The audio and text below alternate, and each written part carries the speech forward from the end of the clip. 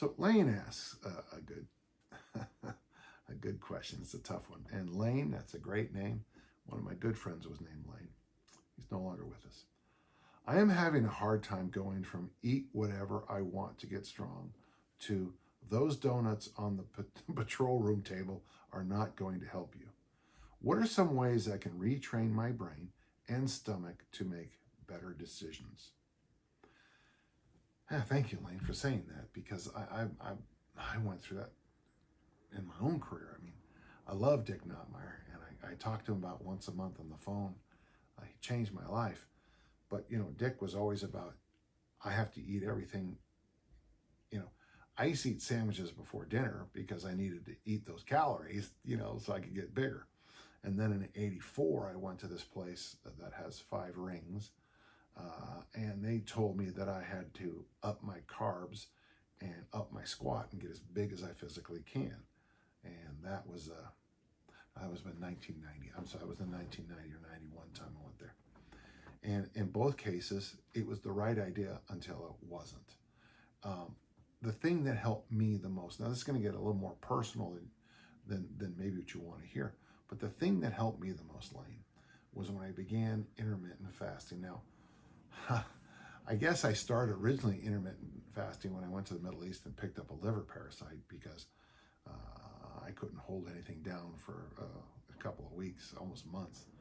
And that actually taught me. But when I started consciously doing intermittent fasting, by the way, for me, because of going through the same situation you're describing here, I mean, I love the idea of being the biggest guy in the room, and I never had gotten used to being hungry. Well, the first lesson I learned from intermittent fasting is that it's Genesis chapter 4, hunger is an urge and you can control it. And a little variation on what was actually said.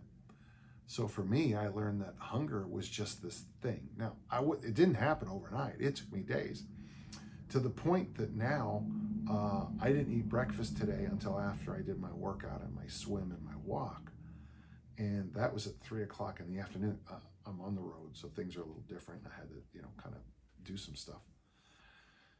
So, if you'd have told me, 25 years ago, I wouldn't eat until 3 o'clock in a day, I'd look at you like, oh my gosh, the world's gone crazy.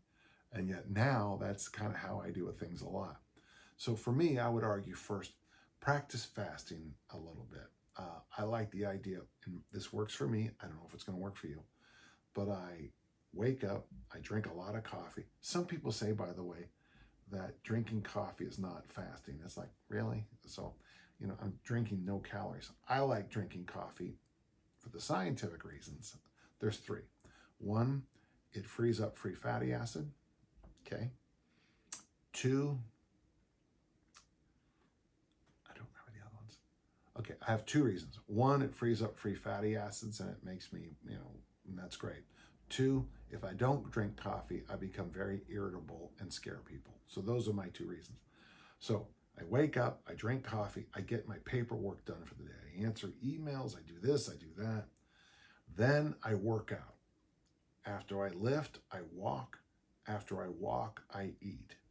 And that has taught me to blunt and control my hunger. The interesting thing about fasting is that when you work with raptors, birds of prey, when you're hunting, they get this thing called yerrick, it's those eyes like this, And I get yerrick. I get a really good case of yerrick. And but the thing is, when I'm looking for food after I fast, after I get away from that initial wave of I'm going to eat anything, I've trained myself now to have things available pretty quickly that make it easier for me. I always have overnight oats in the fridge. I always have kimchi in the fridge. I have a whole bunch of small, quick recipes I can make very, very fast. Rob Wolf got me to do this thing called salmon eggs one time. That's when you you make scrambled eggs and you add salmon, and I just remember never being more satiated in my life. I remember trying to forcibly shovel the last few bites down. So for me, I always have foods like that available, and that helps me a lot. It is, after a while, and I got to be careful how I explain this, Lane, because I've always felt I was sort of blessed because I don't have any sugar cravings. Now, is it because I read Strength and Health?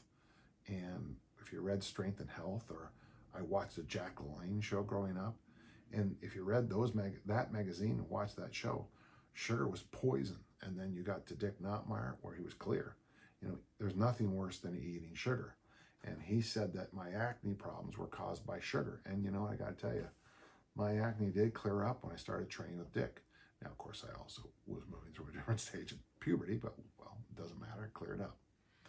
I think there's some wisdom in keeping yourself away from things like sugar, because sugar, to me, I often explain it like it's like a toilet bowl. You eat a little bit of sugar, means you want to eat more sugar, which makes you want to eat more sugar, which makes you want to eat more sugar, and you just spiral down. For me, I'm lucky. Sometimes I'll eat something sugary, and I'm like, oh yeah. But I also notice when I eat something sugary, I get this intense hunger not long after. I want to eat something else, which tells me that sugar is not something I should be putting in my body. Like Jack LaLanne used to tell us, would you give your dog donuts and coffee and a cigarette for breakfast? No. If you don't feed your dog like that, why are you feeding yourself like that? I hope that helps. So for me, the best way to retrain myself to avoid donuts and all those things was to start practicing fasting at some level. I'd like to say I invented fasting, except for that every single religious tradition has fasting as part of who and what they are. Certain religions go to extremes on this and that. Certain religions demand, a month here or 40 days there of fasting.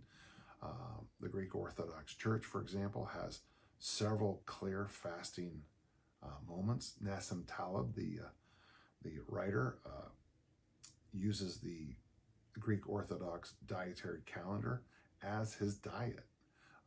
There are some days you don't eat wine and cheese. I don't know why. There are some days you fast. There are some days you feast.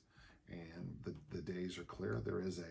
You can go online and find it, and you could, if you just follow the advice there, you'll probably be fine. They have a lot more fasts than most religious, more in the year than a lot of religious traditions. We know that people tend to be healthier after Ramadan. From what I observed, when people take Lent seriously, good things tend to happen. I don't drink soda drinks because I gave up soda in the 8th grade and never went back to it.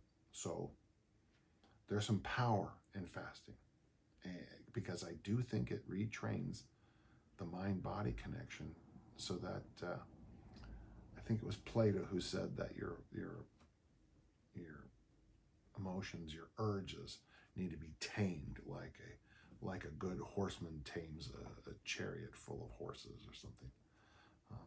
I hope that helps. It's a good question, and I think I answered a lot, but I always think it's a solid question, so thank you very much.